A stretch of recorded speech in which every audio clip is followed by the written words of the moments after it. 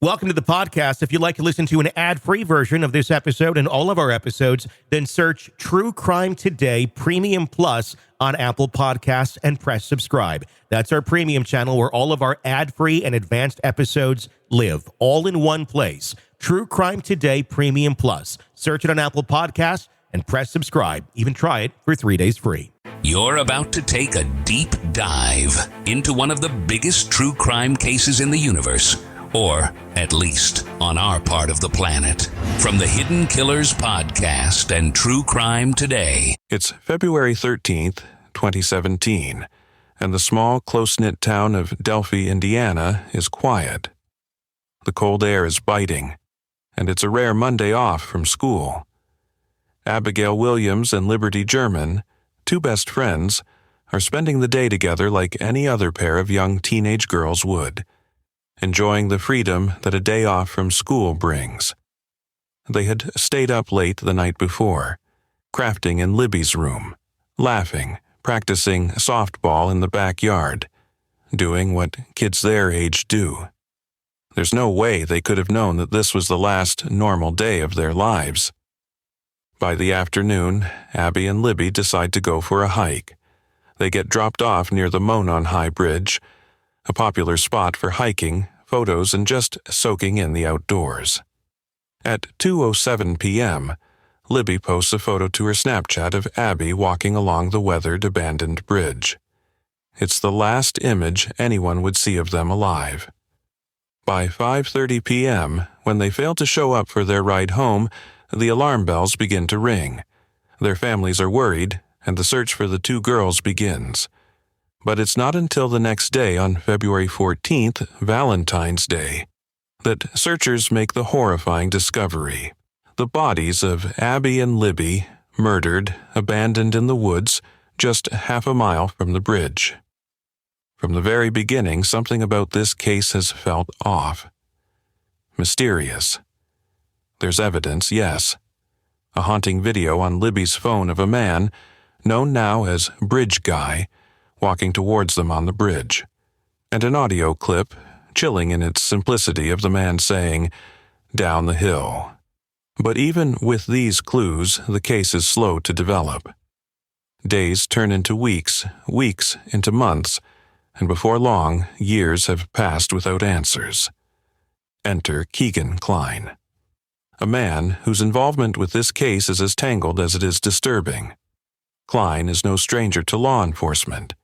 He's been investigated for creating and using fake social media profiles to lure and manipulate young girls online. One of these profiles is particularly alarming. Under the username Anthony Shots, Kline posed as a wealthy, attractive young man, using photos he'd stolen from an unsuspecting male model. Through this fake profile, Kline chatted with girls, teenage girls, often trying to solicit explicit photos and, in some cases, arranging to meet them in person. Kline's online activities were enough to get the attention of the FBI and other law enforcement agencies. But what makes this even more unsettling is that Libby German had been in communication with the Anthony Shots account. In fact, Libby had been talking to this fake persona in the days leading up to her murder. And, as investigators would later discover, Keegan Kline had allegedly planned to meet Libby on the very day she disappeared. The connection is eerie, too close for comfort. The possibility that Kline, or someone connected to him, could have been involved in the deaths of Abby and Libby seems not just possible, it seems chillingly plausible. Kline has a history of predatory behavior. In 2020, just 3 years after the Delphi murders, police executed a search warrant on his home. What they found was shocking, but perhaps not entirely unexpected. Thousands of explicit images of minors. Kline was arrested and charged with child exploitation and possession of child pornography. But despite the evidence against him, and despite the clear connection between his Anthony Shots profile and Libby German, Kline has always denied any involvement in the murders. He's admitted to communicating with Libby, but he's maintained that he never actually met her in person. Still, the suspicion remains. Investigators have pointed to the possibility that Kline may not have acted alone, that perhaps he shared information with someone else, someone who may have known about his plans to meet Libby that day. There are whispers that Kline might have been more than just an online predator, that he might have played a more active role in the girls' deaths, or at the very least, facilitated a situation that led to their murder. Despite all this, Kline wasn't immediately charged in connection with the Delphi murders. For years, investigators pursued other leads, and Kline's involvement remained more of a shadow in the background, a disturbing thread left to dangle while the case took other turns. Then there's Ron Logan, the elderly man who owned the property where Abby and Libby's bodies were found. Logan's behavior in the aftermath of the murders raised a lot of red flags. He had given law enforcement an alibi. He said he'd been out of town that day, visiting an aquarium. But it wasn't long before investigators discovered that Logan had lied. He had allegedly asked a family member to lie for him, to back up his alibi. A lie that, when exposed, placed Logan under intense scrutiny. What's even more suspicious is that Logan had a history of violent behavior. Two of his former girlfriends described him as abusive, controlling. One of them even claimed that Logan had threatened to kill her, saying that he could do it, and no one would ever find her body. Investigators searched Logan's property thoroughly after the murders. They dug into his home, his garage, his vehicles, and what they found was troubling, though not necessarily definitive. Fibers and hairs that couldn't be immediately identified, articles of clothing that seemed out of place, evidence that suggested the girls' bodies had been staged after their deaths. And, crucially, Logan's cell phone data placed him near the crime scene around the time of the murders. But just like with Keegan Kline, no direct evidence tied Logan to the crime. Despite his suspicious behavior and his criminal past, Logan was never charged with the murders.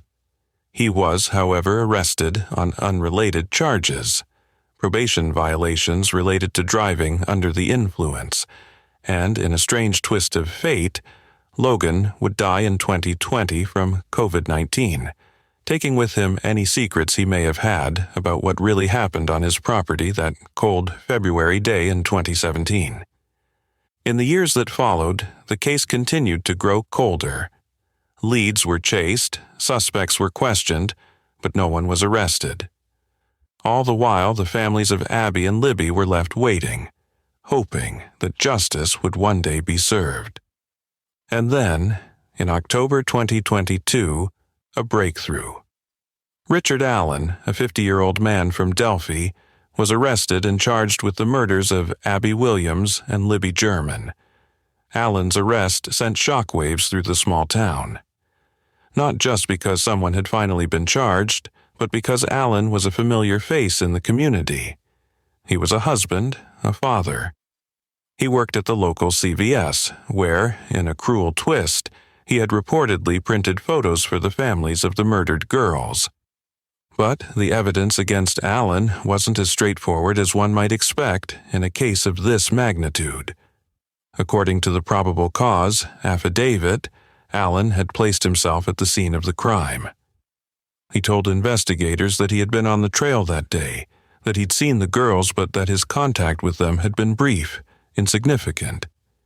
Yet multiple witnesses claimed to have seen a man matching Allen's description, both on the trail and later, walking along a road in muddy, bloody clothes. Perhaps the most damning piece of evidence was a single unspent bullet found at the crime scene. Ballistics tests linked this bullet to a gun owned by Allen. But even this evidence is shaky. Allen's defense team has argued that ballistics testing is far from an exact science, and that the mere presence of a bullet isn't enough to prove that Allen was the killer. What's more, Allen's defense claims that he has been treated unfairly throughout the investigation. They've pointed to his treatment in solitary confinement, where he has allegedly suffered severe mental distress. According to reports, Allen has lost a significant amount of weight, and his behavior has become increasingly erratic. He's been seen banging his head against the wall, eating paper, even confessing to the murders in what his defense argues is a state of psychosis brought on by his harsh treatment in prison. These confessions, they say, should not be taken as evidence of guilt, but rather as the desperate cries of a man who has been driven to the edge by his confinement. In recent months, Allen's defense team has also raised new questions about the case, suggesting that the true killers may be connected to a group of Odinists, a pagan religion that has been co-opted by white supremacist groups. According to the defense, symbols resembling runes were found at the crime scene, and they believe these markings point to a ritualistic killing carried out by members of this group. The defense has even gone so far as to accuse law enforcement of ignoring this evidence, of focusing all their efforts on Allen while disregarding other, potentially more credible suspects. They've pointed to individuals in the Delphi area with known ties to Odinism, suggesting that these people may have had a motive to commit the murders and may have even confessed to their involvement. Yet, despite these allegations, the court has so far denied the defense's requests to explore this Odinist theory further. Allen remains the primary suspect, and his trial is set to begin soon. As the trial looms, one can't help but wonder, is Richard Allen really the man responsible for the deaths of Abby Williams and Libby German? Or is he simply another man caught up in the chaos of this investigation, while the true killers remain at large? The questions linger, as they have for years. And as the case against Richard Allen moves forward, the search for the full truth continues. Whether it lies with Keegan Kline, Ron Logan, or someone else entirely, one thing is clear. The story of Abby and Libby's tragic deaths is far from over. In a world where the darkest secrets lie just beneath the surface. They said it was an accident, but the evidence says otherwise. Where hidden killers roam, unnoticed, in the shadows. I think you would definitely be looking at a blend of toxic, very bad narcissistic personality traits, and they will be vengeful and possibly resort to violence. Join Tony Bruschi as he uncovers the truth behind the most chilling cases. They said it was an accident, but the evidence clearly says otherwise. Each episode, we dig deep into the minds of those who commit the unthinkable. To your point on narcissism, he thinks in his own mind how witty he is. Yeah. But he lost that jury. I was done with him in 2 minutes. From unsolved mysteries to infamous crimes. Geez, you've just talked about how you taught yourself how to do everything under the sun. I bet you did a YouTube video, how to best kill somebody with a knife. Hidden Killers with Tony Bruschi takes you where few dare to go. How does someone with such a dark secret go unnoticed for so long? With multiple new episodes every single day. We're not just telling stories, we're seeking justice. Listen now on Apple Podcasts or wherever you get your podcasts. Just search for Hidden Killers with Tony Bruschi.